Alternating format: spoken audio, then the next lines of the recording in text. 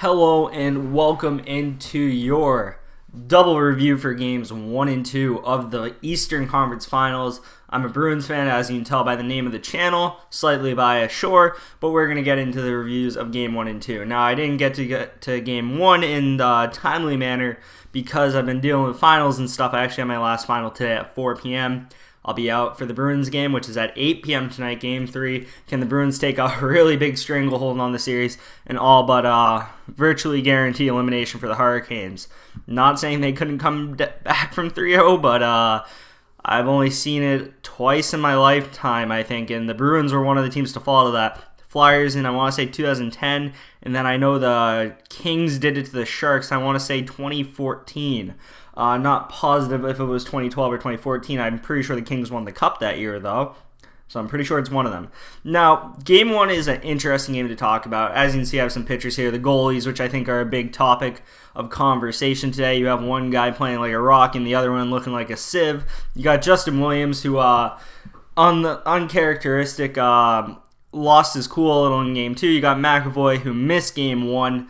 So just some notable people in the pictures of the bracket in the top right. As of last night, that's actually changed. San Jose does not lead anymore. It's St. Louis and San Jose tied 1-1. I hope that series goes long and this one goes short. As you can see, the Bruins won Game 1 5-2 and won Game 2 6-2. Game 1, though, not as close as the score. Not a big differential, even though the score would show that between the two teams. Now, if anything, Carolina, in the earlier parts of this game, the first and second period, that is, I thought were the better team, and I didn't expect what the Bruins did in the third. The Bruins exploded in the third for 4 unanswered goals. Now, let me talk goal by goal here. So, right off the bat, 2 minutes and 54 seconds in, Kampfer gets on the board, and when Steven Kampfer gets on the board, that probably means you're in for a bad night if you are the other team. Now, it was a beautiful play by Marcus Johansson to force a turnover at the point there on Justin Falk, and very good hold-up play there, waiting for Kampfer to come in. The forwards get forward. He waits even beyond that, dishes a backhand to Kampfer, takes in, and Kampfer puts the shot where it needs to go. Steven Kampfer doesn't use his shot much, but when you got acres of space like that, you have to shoot, and he puts it in the back of the net. Early 1-0 lead. I was very happy because the Bruins, before this point, had yet to win a Game 1 this playoffs. They went down 0-1 to Columbus and went down 0-1 to Toronto. And then it felt like the Bruins were doing good until a penalty got called about 3:39. So right after this, it felt like there was good pace, and then the penalty got called, and Sebastian Aho gets on the board. It was a penalty on Sean Kuraly for roughing against Brock McGinn. I thought it was going to be matching minors. They usually get the retaliatory, kind of like Justin Williams got in Game 2. Only Kuraly got one here. They go to the power play. Carlo over there, and I can't see. I think that's Marchand right there. Neither one of them picks up Aho. Aho, as you can see in the bottom left picture, goes to the front of the net. Shot by number 37, Svechnikov. You might not know him. He's a rookie. If you're a Boston fan, you probably know him by now since you've watched the first 2 games. Easy tip in by Aho. Really, that was a very easy goal on the power play, and momentum just got sucked out of the building. And from that point on, it felt like Carolina was controlling the game throughout the first period and the second period for a majority of the time. Obviously, there's a shift here and there where the Bruins control the game, but for the majority of that time. And Carolina would capitalize on this momentum with Greg McKay getting on the board, driving the net hard. Steven Kampfer hits him into Tuukka. Thank God, no injury there. Puck crosses line, I think, right before McKay even makes contact, but even if he did, Kampfer is the one who hits him into him. So it's a good goal by Greg McKay. Caused a turnover on the boards. It was dished out to McKay. I believe Martinook's the one who created that turnover. And just good hard drive to net, put the shot on. And probably one Tuukka wants back because of the angle. But one-on-one that close, sometimes you're going to let in a goal like that. And going into the third period, as I mentioned, I didn't expect us to flip the script like we did. It really felt like Carolina was just the faster, better team, and probably because they had a rest. But when you capitalize on your chances, you can make up for that, and you can really demoralize a team. And the Bruins score 2 pretty quick into the period. Marcus Johansson gets on the board, fighting in front of the net on the power play. As you can see, I included the 2 guys who went to the box here. You got Jordan Staal, who hits, I want to say it was David Krejci from behind, and I could be wrong on who he hit, but I know Clifton went in to mix it up with Staal, and Marchand actually pulls Clifton away from him. A veteran move by Marchand there, who really knows when to act certain ways. He knows when to be a pest, and he knows when to hold back. He knows you just got a penalty for your team. You need to make the young guy not go after him because it's not the time. You want the power play for your team. You're down by 1. You need it. And Marcus Johansson goes to the front of the net, and what a playoffs Marcus Johansson is having. I really hope this guy is in a black and gold uniform next year, but that's a topic for another day. But really good battle there. Marchand takes a shot. Oh, no, that's a Bergeron goal. The Bergeron goal right after Dougie Hamilton goes to the penalty box for a reverse hit. I didn't think it was a penalty, but I did think it was a penalty. I don't think it's roughing. I think if you're calling it, son, it's got to be elbowing. Because with the reverse hit, it's not interference. It's not roughing, I don't think. I think it's just his elbow comes up and hits Joachim Nordstrom in the face. If you want to call that, fine. Roughing, I don't think it's a proper call. Either way, I think it's a penalty. And on the power play, DeBrusk with good work on his knees hits it over to Marchand. Marchand takes a one-time shot, rebound to Bergeron, and Bergeron gets it. No, I'm getting them mixed up. This is what happens when you do reviews 4 or 5 days away from when the game was played. I think Johansson was a shot goal where Marchand shot it one time and Johansson got it. And then the Bergeron goal is when DeBrusk passed it over to Marchand, then Marchand slid it right to Bergeron. Bergeron whacked it 5-hole. I'm just getting mixed up. I'm sorry. That one's on me. But anyway, the Bruins would close it out late in the game. They were up 3-2 for most of the game, so it came down to somewhat the last few minutes. Charlie Coyle would get the empty netter, and Chris Wagner would get a kind of a highlight reel deke, a very beautiful move. Didn't really matter much in the grand scheme of things, but pretty nice highlight goal for Chris Wagner, first of the playoffs. Game 1 advanced stats, if you want to look at it. This is 5-on-5 because I think 5-on-5 is what really matters to show how teams are playing. If you're on a man advantage, of course your Corsi is going to be better because you have an extra guy on the ice. But anyway, as you can see, people who are monsters. If you're above 60%, you probably had a great game. Jake DeBrusk 6 for 4. That's not a lot of activity actually, which is kind of surprising. What was his minutes in the game? Jake DeBrusk had 1354. That's oddly low. Where's David Krejci? 7-6. So that line did not have a lot going on for them tonight offensively, and they didn't have to do much defensively either. But it was a pretty low shooting game too, if I remember, wasn't it? Or is that game 28-31? So that's not high scoring, especially with the Hurricanes. The Hurricanes, I believe, had the most shots on goal per game in the regular season. And the only monster really for 5-on-5 Corsi is really Carlo when you look at it, and Krug. That pair, 21 chances for Carlo and 12 against for Carlo. That's a lot of chances for with Carlo on the ice, especially when you look at the fact he only had 44.4% offensive zone starts. So that means his D pair, when he was out there, was getting it out of the neutral zone or his own defensive zone and into the offensive zone. As for Carolina, as you can see, Dougie Hamilton and Jacob Slavin, as I was saying coming into the series, the highest chance getters for this team are the defensemen. The top 4 of Carolina gets a lot of chances, and it was no different in this game.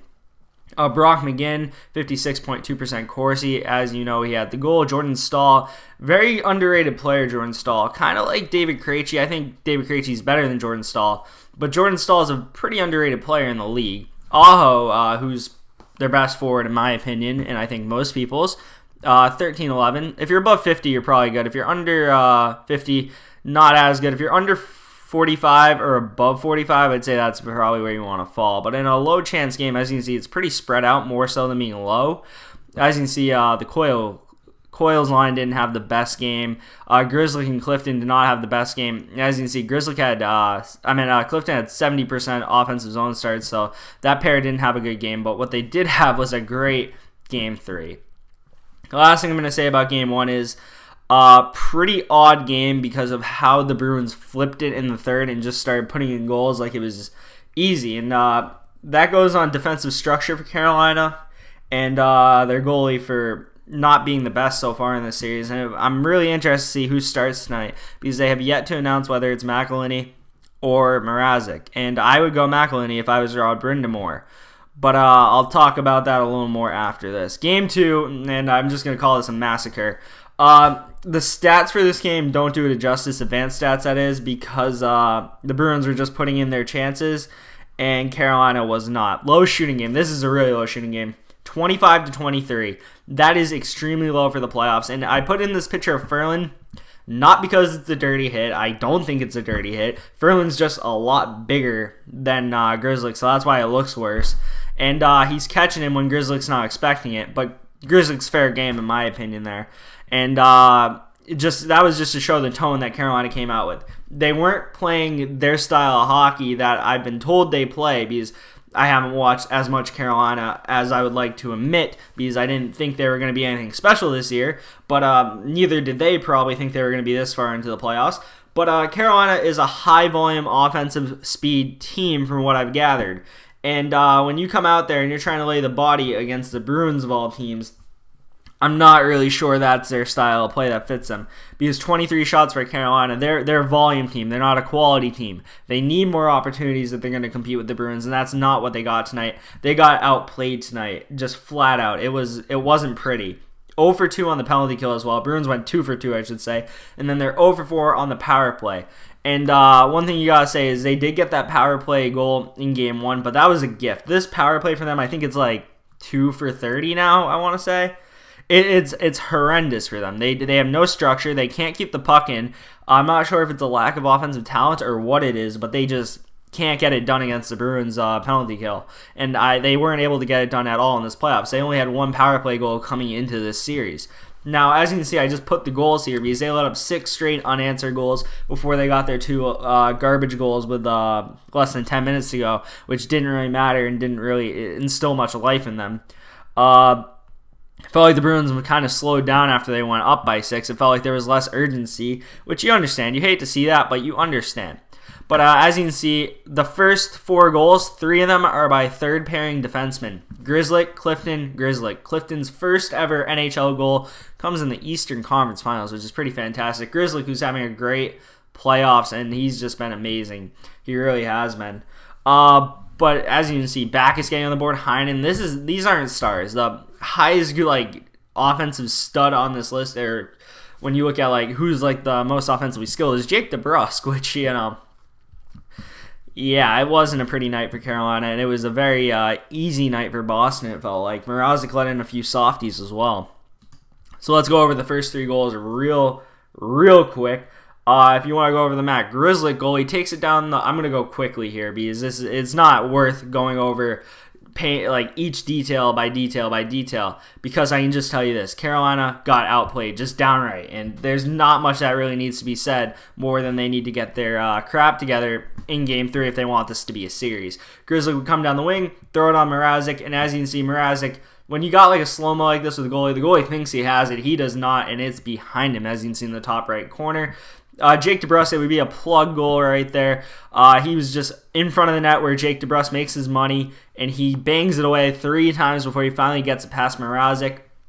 A little bit shaking confidence there because Mrazek finally makes a save, another big save, and then just persistence by Jake DeBrusk to pound it behind Mrazek. Now, Clifton's goal is really where I think you have to pull Mrazek if you're Rob Brind'Amour. They said on the broadcast, Rob Brind'Amour has never pulled his goalie. Well, I think he should start. I think he should really start. There's a reason coaches do it. It's not because they're mentally insane or they don't like their goalies. It's because it's to change momentum, give your team a little bit of a spark. And I felt like there was a time to do this in this game, and he didn't pick the right time. He didn't pick any time. He left Mrazek out there to die, which makes me think McElhinney's going to start Game 3. But I saw a post by a reporter today saying that Mrazek was in the starting net at practice, so whatever's going on down there, that's interesting. But you pull McElhinney out of the starting lineup once Mrazek came back, even though McElhinney was money versus the Islanders. So you got to question that decision by Rod Brind'Amour. But pretty new to being a head coach in the NHL, so you can only judge him so hard, and he might learn from his mistakes, but this is definitely a mistake in his coaching career up until this point. Now, Clifton's goal, as I said, is the one where I was scratching my head because Mrazek is selling out for the shot. He believes it hook, line, and sinker. He doesn't even think a pass is an option. Johansson, another assist by Johansson, 6 in the playoffs. Absolute monster of a postseason for Johansson. Passes it over. It's not even a clean pass, but Grizzly is so far ahead, as you can see right there in the bottom right. There's so much time that Clifton gets to just throw it into a wide open cage, and Mrazek really has no chance. And Clifton, Quinnipiac's finest, gets his first NHL goal in the Eastern Conference Finals to put the Bruins up 3-0. Move on to the next 3 goals. And the next one would be by Matt Grzelcyk. A very, very good dish by Charlie Coyle. This third line is fantastic. I love it. This is the depth scoring I wanted at the beginning of the year. Back when I thought Jakob Forsbacka Karlsson or Trent Frederick could be the answer. This is what I was looking for out of people I didn't know we were going to have at this point. And you got Johansson and Coyle. We were just running the show right now on the third line. But a beautiful pass by Coyle to set up Grzelcyk. Grzelcyk has it forehand, decides to take it backhand, and beats Mrazek far post. Then you move on to David Backes getting on the board. And when David Backes gets on the board, just like when Kampfer gets on the board, you're probably not in for a good time because these are people who rarely score. Backes' second goal. The Bruins right now have 18 goal scorers in the playoffs right now. They're 3 away from the NHL record, but for that to happen, you need some injuries or some people getting to the lineup who haven't been in there. I think Carlo is the only person in the lineup right now who doesn't have a goal in the playoffs. And even someone like Kampfer, who isn't in the lineup anymore, has a goal in the playoffs. But David Backes just in front of the net, plugging with, I believe that's Krejci right there, just doing work in front of the net. Good pass across by Krejci to Backes, and Backes just slides it home. Mrazek again can't get over because he's aggressive to the shot. Then you got Danton Heinen just embarrassing the Hurricanes with a 6th goal. Really good pass by Bergeron to Heinen. Heinen with the backhand move to beat Mrazek. Very good move by Heinen. Another one, maybe you want Mrazek to get it, but one-on-one like that, you can only hold so much against a goalie who's had a rough go in the playoffs so far. And if you're a Carolina fan, can you really have much confidence in your goalie? Then Carolina would get 2 goals in the garbage time. Just in, I call it garbage time. There was a little under 10 minutes, but when you're down by 6 that late, there's really no hope. Good tip by Williams, gets a pass Rask. Really not much Rask can do as he's sliding one way, and then the puck goes another. And then you got Teuvo Teravainen getting a gift from Tuukka Rask. Tuukka Rask comes out to play the puck, right move. Needs to throw it away from the Carolina players, not at a Carolina player. It says unassisted. Really, it should say Rask there, and not Victor Rask, Carolina. But you guys don't even have him anymore, actually. But Tuukka Rask with the assist to Teuvo Teravainen, who just throws it in the empty net. 6-2. That was about with a little under 3 minutes left, and the Bruins would close it out, no doubt, at that point. And, yeah, you really got to wonder if Carolina can bounce back. Now, the thing that has to be said about Carolina is they've yet to lose at home. They are, I want to say, let's see, they have 3 games against the Capitals at home and 2 against the Islanders, so they're 5-0. So not the biggest sample size, but that's a decent amount of wins at home. Not an easy place to play. The place rocks. Those fans are pretty good down there for a non-traditional market. Kind of like Columbus, where you don't think of a traditional hockey market, but they show up when their team's good. That's the thing about most of those fan bases in non-traditional hockey markets. They're going to show up if their team's good. There's a reason Florida doesn't have a fan base. They've never really been good. And when you can blame like fans, like, oh, you guys don't have any fans, bad fan base. Really, though, if your team's not good outside of like Toronto, Montreal, Boston, Canada, like just those places, people aren't going to show up if your team's not good because that's just how based on the popularity of the sport.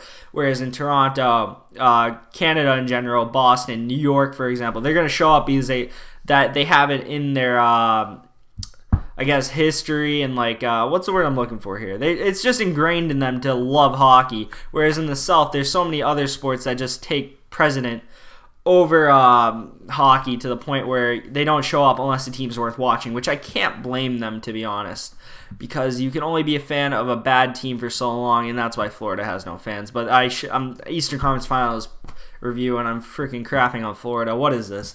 But I'm not going to go over advanced stats for Game 2 because it literally just isn't worth it. It's not going to show how dominant the Bruins were because the chances aren't that far apart. The Bruins just put their chances away, and the little stuff that isn't tracked, they just dominated in, like zone entries, all that type of stuff. The Bruins were just a far better team. They were just cleaner looking. Carolina was chasing the play the whole night. As you can see, there was only 10 shots combined in the third period. These Carolina didn't believe, and the Bruins weren't trying to like run up the score, I guess you'd say.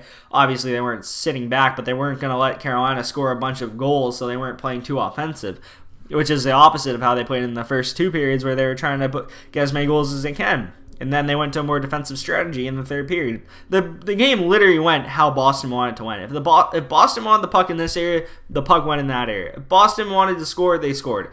If Boston wanted to defend, they defended, and they defended well. There's really nothing Boston wanted to do that they couldn't in Game 2.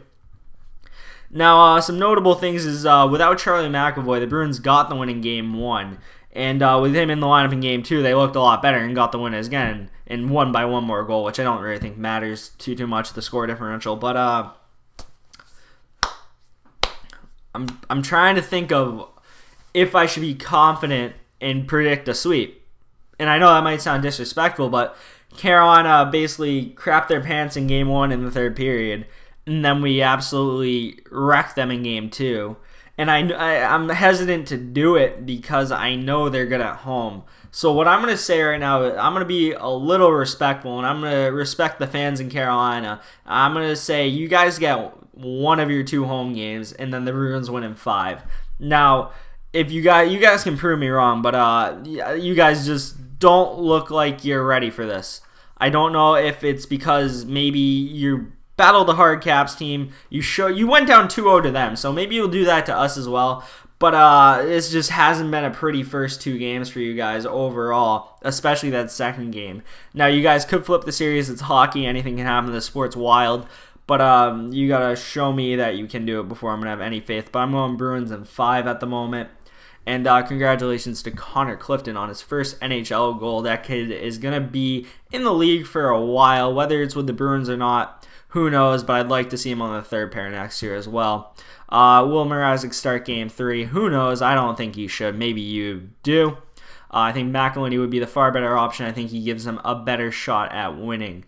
But that's what I got for you now. Thank you for bearing with me through this long video. A little all over the place, not very organized, not the best coverage compared to other games and other videos, because I had to do 2, and it's been a while since the other 2 games. Dome finals today, though. I've been saying I'm going to get them up sooner, but I'm not going to promise that. I'm going to get them up as soon as I can based on my schedule, which I'm hoping to have tonight's games video up tomorrow. Wow, we're over 22 minutes now. This is a long video. If you're at this point, you're a real one. Hit the like button. Leave a comment down below with your thoughts, and hit the subscribe button as well. If you have any thoughts, or if I messed up anywhere, please point it out down below, and I'll acknowledge you in the comments. Any thoughts on the game that maybe I missed out on, anything at all, anything with the Western Conference Finals, I'd love to hear it. I haven't been able to watch a lot of that, so hopefully that changes as well. Tuukka Rask in the top right-hand corner, big boy making big saves for the big club in Boston. Love you guys if you're watching at this point, and I'll see you for the next review, hopefully tomorrow. Peace.